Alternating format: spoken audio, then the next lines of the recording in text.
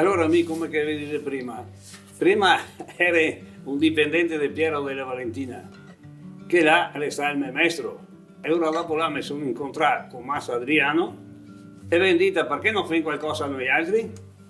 E ora siamo visti qua a Goia sul terreno del suo papà, dell'avvocato Antonio Massa, e ben butta su 4 paesi, mi fanno la baracca e se mi messo sotto là. E ben cominciare con l'attività di tagliare pioppi. E dopo vendita, perché non fai anche imballaggi? E allora ben cominciare, ben cominciare con 2 o 3 operai e sei ancora qua.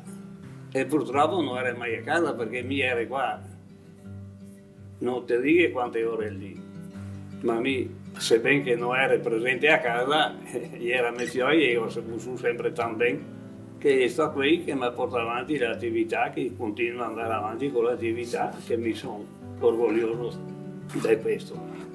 Perché quando ero piccolo, mi portai qua in fabbrica e che ho insegnato quel che è al lavoro. E così mi ha seguito e si è innamorato, perché dopo succede così, e quando ti comincia una roba è bien che ti innamora e dopo te la segue, e mi sono orgoglioso di questo e spero bene che vai d'accordo, che vai avanti per tanti anni. Credo che il più grande insegnamento che mio papà mi ha lasciato sia stato nel momento in cui lui ha deciso di lasciarmi le redini della produzione, gestire tutte le persone, gli operai in fabbrica, cosa che aveva gestito fino al giorno prima lui. Nel momento in cui ha deciso, lui si è messo da parte, e questo credo che sia stato il più grande insegnamento e la cosa più onorevole che gli riconosco, perché lo ritengo una cosa difficile per un papà, per una persona che ha creato da zero un'azienda, e esprime un grande senso di fiducia che lui ha lasciato a me e non solo a me.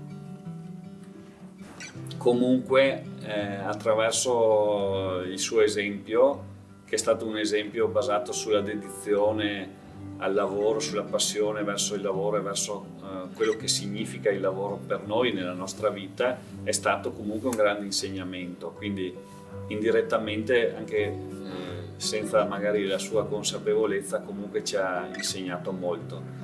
Non è facile per chi ha messo in piedi, ha creato un'azienda, decidere di dare piena responsabilità, di lasciare lo spazio ai propri figli. Sappiamo benissimo quanto sia difficile il passaggio generazionale nelle aziende di famiglia. Il rapporto che c'è in queste aziende è un rapporto multiplo, si mischiano relazioni familiari, affettive e anche professionali e sociali, perché sono tutte messe insieme nello stesso contesto, ed è quello che dovremmo cercare di fare anche noi, perché dovremmo anche noi affrontare prima o poi un passaggio generazionale, e questo insegnamento dovremmo portarcelo dietro per riuscire a trasmettere anche a chi verrà dopo di noi questo grande messaggio di